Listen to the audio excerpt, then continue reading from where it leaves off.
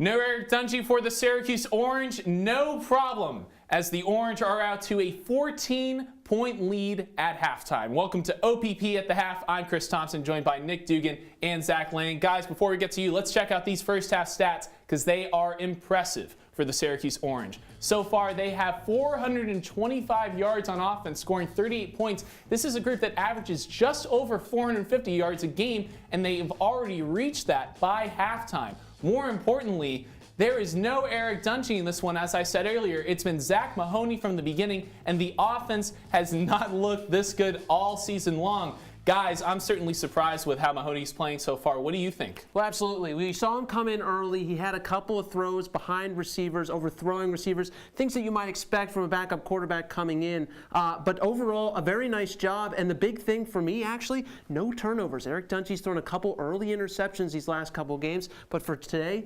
Zach Mahoney, no turnovers, and that's why the Orange have been able to be successful and score those touchdowns. You're right. No turnovers and 3 touchdowns already in this game, and you got to admire the guy's poise in the pocket. Definitely looks very confident for someone who's replacing a very high-caliber quarterback. And it might be that offense. That might be the reason why Dino Babers has gone for it on 4th down very often in this half. Another reason might be Cole Murphy's poor start. He missed a kick early in this one, made it 3 of his last 4 kicks were misses. Fortunately, he made one just before halftime.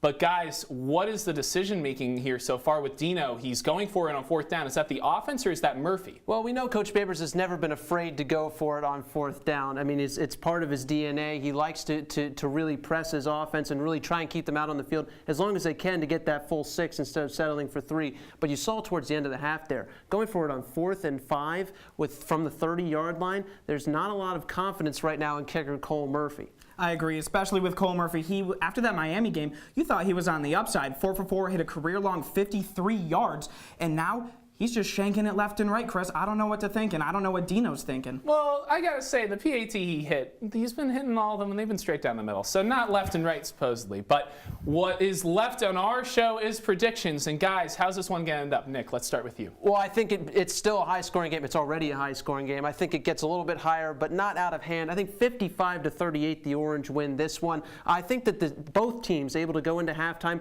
regroup a little bit defensively. It was a real shootout in that first quarter. But the Orange able to continue their pace and really pull away from the Demon Deacons in the second half. I have the Orange winning 59-45. The Orange are just playing at a very high caliber. Mahoney doesn't look like he's making any mistakes right now, and Mo Neal getting some touches too. The Orange all on the uptick right now. Yeah, it would be really heartbreaking if the Orange blew this one. It would be their 2nd dome loss of the year, and with a bowl in sight, they really need to get this one done. Stay tuned to our coverage from the Dome. James Groh has got you covered. Check us out on CitrusTV.com and Orange Press Pass after the game. We'll see you then. For Nick Dugan and Zach Lang, I'm Chris Thomsen. Enjoy the second half.